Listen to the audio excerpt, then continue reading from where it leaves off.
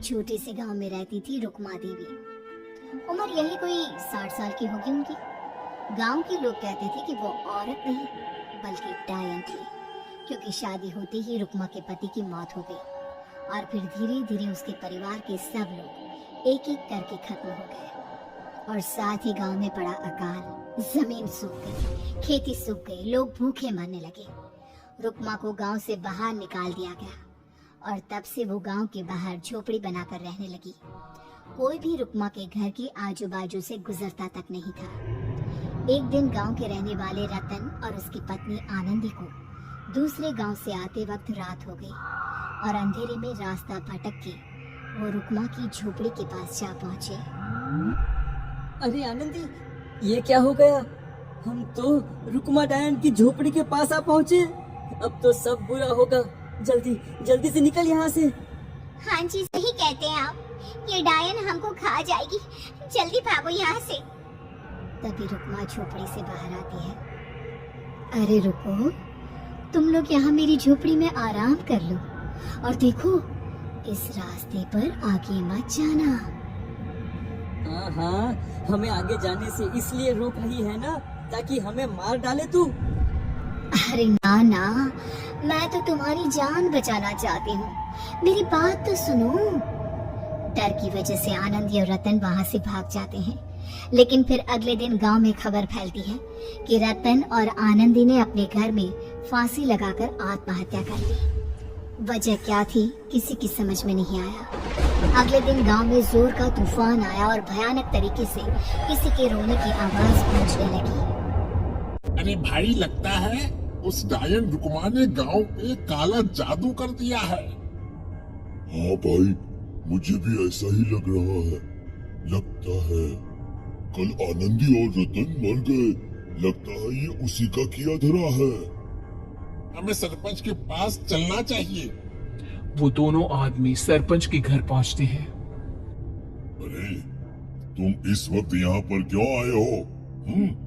जानते नहीं बाहर क्या हो रहा है? कितनी डरावनी आवाज गांव में गूंज रही है। बस मालिक, किसी तरह आ गए। पूरे गांव वालों की जिंदगी का सवाल है। अरे मालिक, ऐसे तो सब एक एक करके मर जाएंगे। तो क्या चाहते हो? क्या किया जाए? मालिक, हमें रुक्मा को मारना होगा। अरे जब तक वो डायन गांव में जिंदा रहेगी, तब तक गांव में ये सब होता ही रहेगा। शायद ठीक कह रहे हो तुम लोग, मगर ये काम करेगा कौन? मालिक, अगर आप कहें तो हम दोनों मिलके इस काम को अंजाम दे दे। बस आपको हमें यकीन दिलाना होगा कि हम पकड़े नहीं जाएंगे। ठीक है, लेकिन बाहर जो आतंक का साया है, उसमें तुम दोनों रुक्मा तक पहुंचोगे कैसे? हैं? क्या तुम्हें डर नहीं लगता? मालिक, आप उसकी चिंता ना करें। काल भैरव का भभूत है हमारे पास। रुक्मा तक पहुंचकर आसानी से मौत के घाट उतार देंगे उसको। हाँ, मैं भी चलूंगा तुम लोगों के साथ। उस डायन को मरते हुए देखने की बड़ी इच्छा है मुझे। सरपंच उन दोनों लोगों के साथ गांव के बाहर की तरफ चल देता है। गांव में घनघोर काली रात पसरी हुई थी और दिल दहलाने वाली चीख की आवाज माहौल को बेहद खौफनाक बना रही थी। हाथ में काल भैरव का भभूत लिए वो तीनों रुक्मा की झोपड़ी की तरफ जा रहे थे। वहां पहुंचने के बाद ये लो खंजर और पार कर दो इस डायन के कलेजे के अंदर। मालिक, आप बस यहीं खड़े होकर नजारा देखो, आज ना बचेगी ये।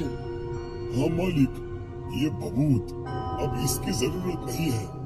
मैं इसे यहाँ पेड़ की डाली पे रख देता हूँ। लौटते वक्त हमारी रक्षा करेगा। वो दोनों आदमी चुपके से सोती हुई रुक्मा देवी के ऊपर वार करते हैं। एक जोरदार चीख से वो इलाका गूंज उठता है, लेकिन अचानक रुक्मा के शरीर से जो खून बहता है उसका रंग नीला था। ये देखकर वो दोनों आदमी डर से कांपने लगते हैं। अरे अरे अरे अरे, ये क्या? अरे इसके खून का रंग तो नीला है। अरे तो क्या हुआ? डायन जो ठहरी इंसान नहीं है ये, और आज इस बात का पक्का यकीन हो गया है। मर गई चुड़ैल, मर जाने दे। चल सरपंच साहब को जाकर ये खबर सुनाते हैं। वो दोनों जैसे ही बाहर आए, उन्होंने देखा सरपंच की लाश पेड़ पे लटकी हुई थी।